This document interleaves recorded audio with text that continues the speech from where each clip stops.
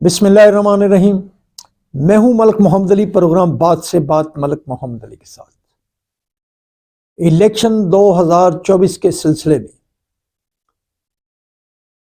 कागजात नामजदगी के तमाम मरहल मुकम्मल होने के बाद उम्मीदवारान को निशानात भी अलॉट कर दिए गए हैं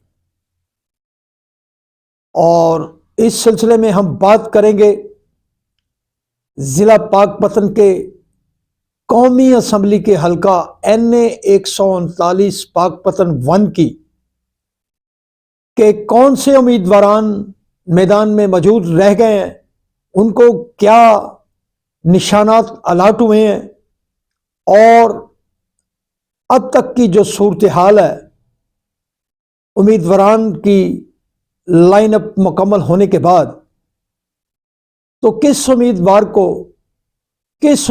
पर अभी तक फौकियत हासिल है और आने वाले दिनों में उम्मीदवारान की मकबूलियत कैसी रहेगी, कौन सा उम्मीदवार डाउनफॉल की तरफ जाएगा और कौन सा उम्मीदवार जीत की तरफ जाएगा, इस पर हम आज इस प्रोग्राम में बात करेंगे। और प्यारे दोस्तों, जिन दोस्तों ने अभी तक हमारे चैनल को सब्सक्राइब नहीं किया, बराए मेहरबानी वो हमारे चैनल को सब्सक्राइब भी करें, लाइक भी करें और शेयर भी करें। और हम बात कर रहे हैं पाकपतन के कौमी असम्बली के हलका NA 139 की, जो पाकपतन का पहला हलका है। क्योंकि पाकपतन के ज़िला के कौमी असम्बली के 2 हलके हैं, जिनमें NA 139 पाकपतन 1 और NA 140 आरीवाला पाकपतन 2। तो आज की बात होगी सिर्फ NA 139 पाकपतन की। NA 139 से मुस्लिम लीग नून के उम्मीदवार यहाँ से सबक MNA जो 2018 के इलेक्शन में भी मुंतखब हुए थे, मियां अहमद रजा खान मानेका उम्मीदवार हैं, जबकि तहरीक इंसाफ की तरफ से उम्मीदवार थे राव उमर हाशिम खान साहब। इसके साथ साथ आज़ाद उम्मीदवार हैं पीर अहमद शाह खगा साहब। उनके साथ साबिक सूबाई वजीर मियां अता मोहम्मद खान ने भी कौमी असम्बली के हलका में कागजात जमा करवाए और निशान अलॉट करवाया है। इसके साथ साथ जमाते इस्लामी पाकिस्तान की तरफ से डॉक्टर शौकत अली भट्टी उम्मीदवार हैं। अब आते हैं उन उम्मीदवारान की तरफ जिनमें जोड़ पड़ेगा कांटे का। तहरीक इंसाफ का बल्ला तो खत्म हो गया, बल्लेबाज का निशान भी आया था, लेकिन इलेक्शन कमीशन ऑफ पाकिस्तान ने उसके मुतालिक भी हिदायत जारी की और फिर रात गए सुप्रीम कोर्ट ऑफ पाकिस्तान की तरफ से तहरीक इंसाफ की इंट्रा पार्टी इलेक्शन के मुतालिक पेशावर हाई कोर्ट ने जो फैसला दिया था, सुप्रीम कोर्ट ऑफ पाकिस्तान के 3 रुकनी बेंच ने उसे कालअदम करार दे दिया, जिसके बाद तहरीक इंसाफ के उम्मीदवारान के पास न बल्ला रहा न बल्लेबाज। अब तहरीक इंसाफ के जो उम्मीदवार थे राव उमर हाशिम साहब, राव उमर हाशिम खान को प्याला का निशान मिला है, जबकि पीर अहमद शाह खगा ने हुक्का का निशान लिया है। तो मुस्लिम लीग नून के उम्मीदवार मियां अहमद रजा खान मानेका के तो वारे न्यारे हैं। उनके सामने मुखालिफ सियासी जमातों का वो मैदान नहीं है, बल्कि ایک اور بات کر دیں کہ پیپلز پارٹی کی طرف سے میاں ہمایوں سرور بودلہ NA 139 سے امیدوار ہیں تیر کے نشان پر.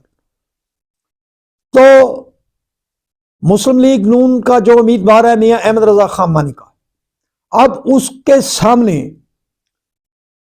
جو نشان والے امیدوار ہیں ان میں سے پیپلز پارٹی کے میاں ہمایوں سرور بودلہ ہے، جنہیں پارٹی کا ٹکٹ ہے یا جس کے پاس پارٹی کا نشان ہے، اور اس کے ساتھ ڈاکٹر شوکت علی بھٹی ہیں جن کے پاس جماعت اسلامی کا نشان ترازو ہے.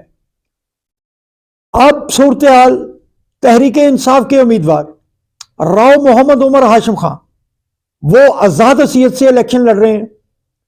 پیر احمد شاہ کھگا جو 2 بار MP رہ چکے ہیں وہ بھی آزاد حیثیت میں الیکشن لڑ رہے ہیں. اب پیپلز پارٹی اور جماعت اسلامی کے حوالے سے علاقہ میں اتنی زیادہ وہ پذیرائی موجود نہیں ہے جو ہونی چاہیے، لیکن ان پارٹیوں نے اپنے ذمہ داران کو ٹکٹ جاری کیا ہے تاکہ یہ بھی پتہ چل سکے کہ پیپلز پارٹی کو چاہنے والوں کی تعداد کتنی ہے اور جماعت اسلامی کو چاہنے والوں کی تعداد کتنی ہے. اب حقیقت میں اصل مقابلہ تو تحریک انصاف اور مسلم لیگ نون میں ہونا تھا، لیکن تحریک انصاف کے امیدوار کے پاس اس کا اصل نشان نہیں ہے. اب وہ آزاد حیثیت سے الیکشن لڑ رہا ہے. اس میں کوئی شک والی بات نہیں کہ عمران خان کو چاہنے والے ووٹروں کی تعداد کم نہیں ہے، ان کی تعداد بہت زیادہ ہے. اب سوال یہ پیدا ہوتا ہے کہ وہ ووٹ راؤ عمر ہاشم خان لے جانے میں کامیاب ہوتا ہے یا پیر احمد شاہ کھگا. جبکہ بزرگ سیاسی رہنما میاں عطا محمد خان مانے کا امیدوار تو ہیں، لیکن وہ الیکشن لڑتے ہیں صحیح انداز میں لڑتے ہیں یا نہیں لڑتے، یہ بھی 2-3 دن میں چیز واضح ہو جائے گی.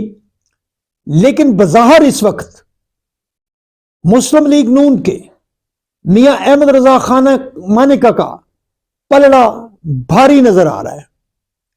اب یہ راؤ عمر ہاشم خان کی الیکشن مہم پر منحصر ہوگا کہ وہ پیپلز پارٹی کے علاوہ آزاد امیدوار احمد شاہ کھگا، جماعت اسلامی کے ڈاکٹر شوکت بھٹی، ان سے زیادہ ووٹ کس انداز میں نکالنے میں کامیاب ہوتے ہیں.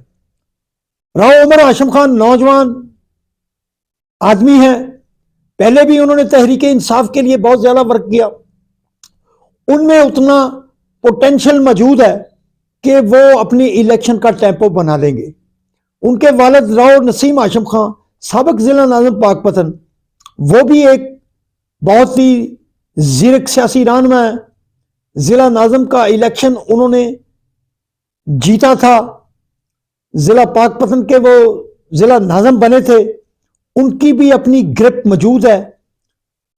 اور دوسری طرف کھگا برادران کو نظر انداز کرنا بھی بہت مشکل ہے. 2018 کے الیکشن میں پیر محمد شاہ کھگا وہ تحریک انصاف کے کینڈیڈیٹ تھے اور انہوں نے 90,000 سے زائد ووٹ حاصل کیے تھے.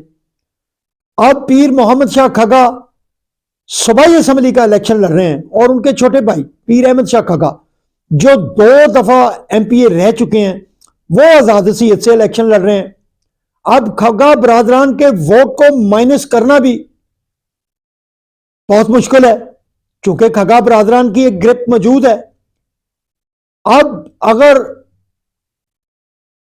کھگا برادران الیکشن کو اچھے انداز سے لڑتے ہیں تو وہ بھی اوپر آنے کی پوزیشن میں موجود ہیں. راؤ عمر ہاشم خان بھی اوپر آنے کی پوزیشن میں موجود ہیں. لیکن موجودہ جو سینیریو ہے، جو حقائق ہیں، اس کے مطابق تو ابھی تک مسلم لیگ نون کے میاں احمد رضا خان مانیکا کو ایج حاصل ہے. ان کے پاس مسلم لیگ نون کا پارٹی ٹکٹ بھی موجود ہے، اور جس طرح کہا جا رہا ہے کہ مسلم لیگ نون اقتدار میں آنے والی ہے اس کا بھی ایک اثر ان کے پاس موجود ہے۔ بہرحال ابھی تو ابتدائی دن ہے، آئندہ چند روز میں یہ واضح ہو جائے گا کہ عمر ہاشم خان کس انداز سے مسلم لیگ نون کے امیدوار کا مقابلہ کرنے کے لیے میدان میں آتے ہیں، اور پیر احمد شاہ کھگا اور کھگا فیملی کس انداز سے قومی اسمبلی کی اس نشست پر اپنی مہم کو چلاتی ہے، یہ واضح ہو جائے گا۔ بہرحال ابھی تک کی جو صورتحال ہے احمد رضا خان مانے کا، ابھی تک تو ان سب پر بھاری ہے۔ سلام پاکستان، سلام اوورسیز، اللہ حافظ۔